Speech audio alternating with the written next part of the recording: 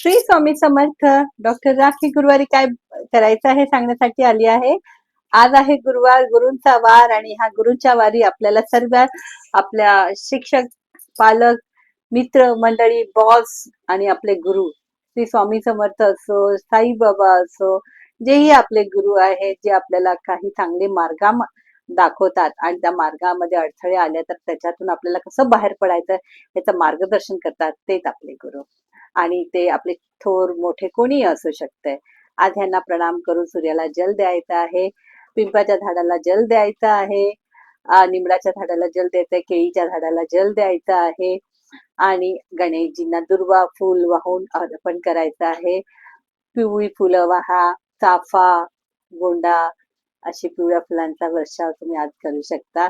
शंकराच्या पिंडीवर जल देताना त्यात थोडासा गुळ किंवा थोडासा हळद घाला आणि जल द्या. पिवळी फुलं अर्पण करा. आपल्या कुलस्वामींना पिवळी गजरा, वेणी, हळद कुंकू वाहा. आजचा दिवसही विशेष आहे, गुरूंचा आहे, तर गुरूंच्या मार्गावर चालण्याचा प्रयत्न करा. गुरूंचा जप करा.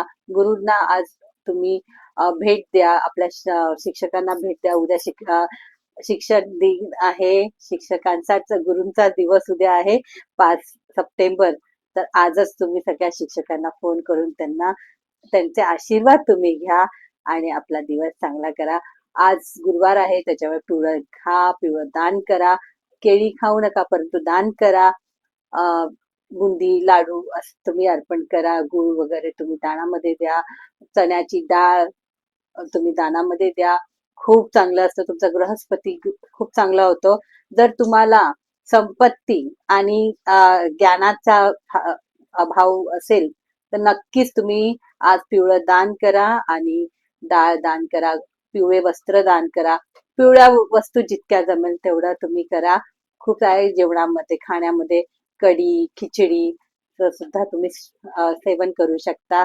आणि गायींना घास द्या, गायींना चणे द्या. अशा प्रकारे आजचा दिवस साजरा करा. श्री स्वामी समर्थ.